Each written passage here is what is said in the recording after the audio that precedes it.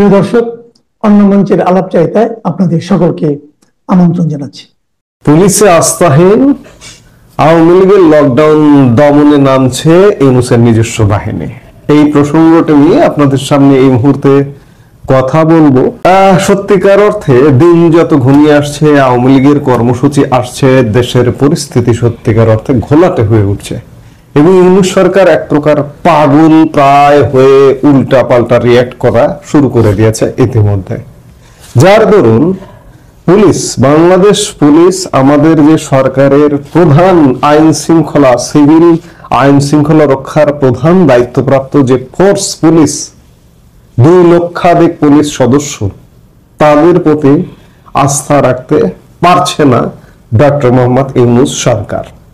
কারণটা হচ্ছে, পুলিশের মনোবল ভেঙে দিয়েছে গত বছর এই ইউনূসকে যারা ক্ষমতায় বসিয়েছে তারাই, তাদেরই সন্ত্রাসীরা পুলিশের উপর হামলা, থানায় হামলা, পুলিশ হত্যাকাণ্ডের সঙ্গে জড়িত।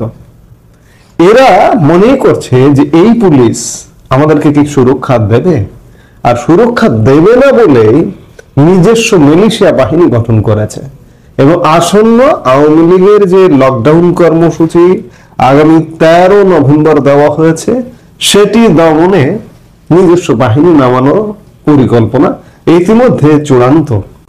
আন্তর্জাতিক অপরাধ ট্রাইব্যুনালে বাংলাদেশের নির্বাসিত প্রধানমন্ত্রী শেখ হাসিনার বিরুদ্ধে রায় ঘোষণাকে কেন্দ্র করে আওয়ামী লীগের ডাকা 4 দিনের বিক্ষোভ কর্মসূচিতে সম্ভাব্য সহিংসতা মোকাবেলায় রাজধানী ঢাকায় প্রায় 7,000 পুলিশ সদস্য মোতায়েনের এক বিশেষ পরিকল্পনা গ্রহণ করা হয়েছে।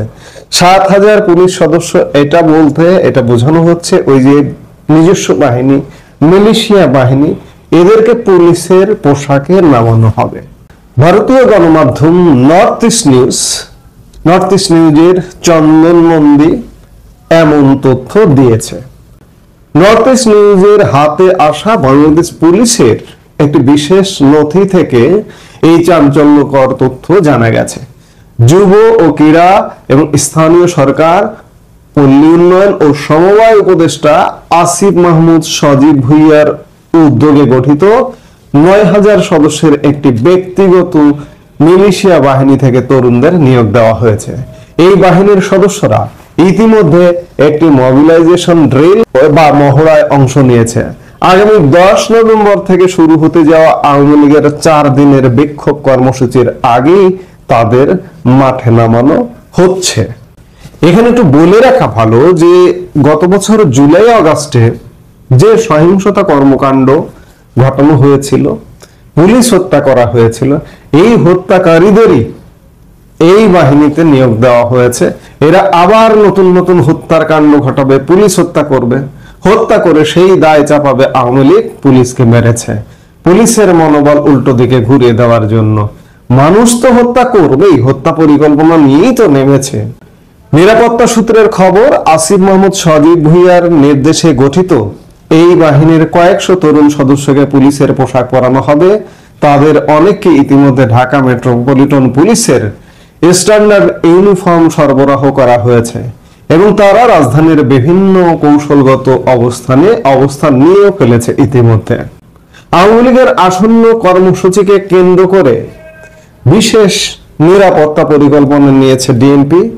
7 নভেম্বর জারি করা 9 পৃষ্ঠার পুলিশ নথি অনুযায়ী এই বিশেষ নিরাপত্তা পরিকল্পনার আওতায় মোট 6,829 জন সদস্য মোতায়েন করা হবে, যাদের মধ্যে সশস্ত্র সদস্যরাও অন্তর্ভুক্ত। পুরো ঢাকাকে 9টি সেক্টরে বিভক্ত করে এই নিরাপত্তা বলয় তৈরি করা হয়েছে। এই সেক্টরগুলোর অধীনে ডিএমপির 8টি বিভাগ, রমনা, মতিঝিল, ওয়ারী, লালবাগ, তেজগাঁও, গুলশান, মিরপুর এবং উত্তরা এবং শহরের 50টি থানার সব এলাকাকে নিয়ে আসা হয়েছে। বিক্ষোভকারীদের কার্যকরভাবে মোকাবেলার জন্য পুরো বাহিনীকে ছোট ছোট প্লাটুনে ভাগ করা হবে এবং প্রতিটি থানা এলাকায় একটি করে প্লাটুন মোতায়েন থাকবে। এই পরিকল্পনা বাস্তবায়নের জন্য একটি কেন্দ্রীয়ভাবে কন্ট্রোল রুম স্থাপন করা হয়েছে, যার দায়িত্বে থাকবেন একজন ডিসি এবং একজন এডিসি, এই কন্ট্রোল রুম থেকে পুলিশ ওয়ারলেস সিস্টেমের মাধ্যমে মাঠ পর্যায়ে থাকা প্লাটুন কমান্ডারদের সরাসরি নির্দেশ দেবে যে কোনো ধরনের বেআইনি কার্যকলাপ বা সহিংস ঘটনার খবর পাওয়া মাত্রই কন্ট্রোল রুম থেকে সংশ্লিষ্ট ডেপুটি কমিশনার, সহকারী কমিশনার এবং থানার ভারপ্রাপ্ত কর্মকর্তাদের জানানো হবে। কন্ট্রোল রুম থেকে প্রতি ঘন্টায় পরিস্থিতি সংক্রান্ত তথ্য সংগ্রহ করে পুলিশ সদর দপ্তরের ঊর্ধ্বতন কর্মকর্তাদের জানানো হবে। তবে অত্যন্ত গুরুত্বপূর্ণ তথ্য সরাসরি ডিএমপি কমিশনার, অতিরিক্ত কমিশনার এবং ক্রাইম ও অপারেশন ইউনিটের প্রধানদের কাছে পাঠানো হবে। এই বিক্ষোভ চলাকালীন 4 দিনে মোতায়েন থাকা সকল পুলিশ সদস্যকে দাঙ্গা মোকাবেলার পোশাক, রেইনকোট এবং পোর্টেবল ওয়্যারলেস রিসিভার দেওয়া হবে। নথিতে বলা হয়েছে দায়িত্বরত কর্মকর্তা ও সদস্যদের কাছে বিভিন্ন ধরনের আগ্নেয়াস্ত্র ও গোলাবারুদ থাকবে। এছাড়া সহিংসতায় কোনো সদস্য আহত হলে তাদের দ্রুত হাসপাতালে নেওয়ার জন্য পুলিশের যানবাহন প্রস্তুত রাখা হবে। নথিতে স্পষ্টভাবে বলা হয়েছে অপারেশন সফল করার জন্য কর্মকর্তা এবং বাহিনীর মধ্যে পূর্ণ সমন্বয় থাকতে হবে এবং মাঠ পর্যায়ের কমান্ডারদের মধ্যে সহযোগিতামূলক সম্পর্ক তৈরির ওপর জোর দেওয়া হয়েছে। অবস্থা বুঝুন যে সত্যিকার অর্থে পুলিশ থাকবে। পুলিশ কোন পুলিশ থাকবে? বিপদগামী এবং যারা যে পুলিশ একান্ত বিএনপি করে এবং একান্ত জামাত করে সেই পুলিশ, সেই সীমিত পুলিশ থাকবে। এবং এখনকার যে নেতৃত্ব পর্যায়ে যারা আছেন, আইজিপি থেকে শুরু করে ডিএমপি কমিশনার থেকে শুরু করে, এগুলো কিন্তু সব বিএনপি জামাত এবং তারা খুব সীমিত। এই সীমিত অংশের কমান্ড পুরো বাহিনী ফলো করে না, যার দরুন আসিফের মিলিশিয়া বাহিনী নামিয়ে একটা সহিংস ঘটনা ঘটাবার একটা প্রচেষ্টা নেওয়া হচ্ছে। আপনাদের মনে আছে নিশ্চয়, এই আসিফ মাহমুদ সজীব ভুইয়া মাস্টারের ছেলে, মাস্টারকে আমি ছোট করে দেখছি না, কিন্তু মাস্টারের ছেলে জমিদারি অ্যাটিটিউড, তখন মনে হয় যে সেই মাস্টারকেই কলঙ্কিত করছে, একটা এমপিভুক্ত স্কুলের মাস্টারের ছেলে। আপনারা জানেন অবস্থানটা, অর্থনৈতিক অবস্থানটা কি, এই জন্য এটি উল্লেখ করা। মাস্টারকে অবমাননা করা আমার উদ্দেশ্য নয়।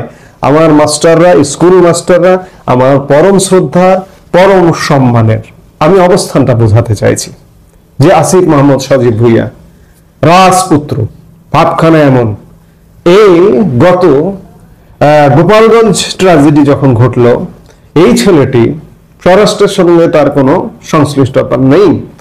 স্বরাষ্ট্র মন্ত্রণালয়ের উপদেষ্টা জাহাঙ্গীর আলম চৌধুরীর সাথে বসে পুলিশ হেডকোয়ার্টারের কন্ট্রোল রুমে বসে গোপালগঞ্জ হত্যাযজ্ঞের নির্দেশনা দিচ্ছিল। এই ছেলেটি এবারও সেই পরিকল্পনা নিয়েছে যে আগামী আসন্ন যে আওয়ামী লীগের কর্মসূচি, সেই কর্মসূচিকে কেন্দ্র করে বাংলাদেশে রাজধানী ঢাকায় একটা ব্যাপক হত্যাযজ্ঞের পরিকল্পনা। কাজেই এই হত্যাযজ্ঞের পরিকল্পনা থেকে অবশ্যই সাবধানে থাকতে হবে এবং একই সাথে অনেক ইতিবাচক দিক আছে। পুলিশ নামছে না, আসলে পুলিশ বাধা দেবে না, সেনাবাহিনী বাধা দেবে না। সেনাবাহিনী এক প্রকার ডিসাইডেড যে সেনাবাহিনী কোনো বল প্রয়োগ করবে না, কারণ সেনাবাহিনী এই মুহূর্তে যে পরিমাণ চাপের মধ্যে আছে, এই চাপের অংশ হিসেবে সেনাবাহিনী উঠে যেতে শুরু করেছে এবং আগামী 5-7 দিনের মধ্যে সেনাবাহিনীর আরেক ধাপে ম্যাজিস্ট্রেসি পাওয়ার আসবার কথা। যে অর্ধেক সীমিত সংখ্যক সেনাবাহিনী মাঠে আছে, তারা ম্যাজিস্ট্রেসি পাওয়ার নিয়ে থাকবে কি না। বিশ্বস্ত সূত্রের খবর যে আর ম্যাজিস্ট্রেসি পাওয়ার জারি হচ্ছে না, সেনাবাহিনী এটির পক্ষে নয়। তারপরেও নিশ্চিত হওয়ার জন্য 5-7 দিন নিশ্চয়ই অপেক্ষা করতে হবে। আজকে আমরা কথা বলছি 9 তারিখে, নিশ্চয়ই 3-4 দিনের মধ্যে ম্যাজিস্ট্রেসি পাওয়ার এলে, 13 তারিখের আগে এলে আসবে, না হলে আসবে না। আমাদের যে সোর্স যে খবর দিয়েছে, খবরটি যদি সত্যি হয় যে সেনাবাহিনী আর ম্যাজিস্ট্রেসি পাওয়ার নিয়ে মাঠে থাকছে না, সেনাবাহিনী অর্ধেক উঠে গেছে, সীমিত কিছু থাকছে, জাস্ট বেসামরিক প্রশাসনকে সহযোগিতার নামে দাঁড়িয়ে থাকবে, কিন্তু কর্মসূচিতে বা বল প্রয়োগে কাউকে কোনো সমস্যার কারণ করবে না। তো সেই জায়গা থেকে এখন চূড়ান্ত কামড় দিতে চাইবে এই যে আসিফ মাহমুদ সজীব ভুইয়ার মতো সন্ত্রাসীরা নিজস্ব বাহিনী নিয়ে, সেই বিষয়গুলো মাথায় রেখে আওয়ামী লীগের কর্মসূচিটা পরিকল্পনা করতে হবে। এই মুহূর্তে এ পর্যন্তই। সবাই ভালো থাকুন, সুস্থ থাকুন।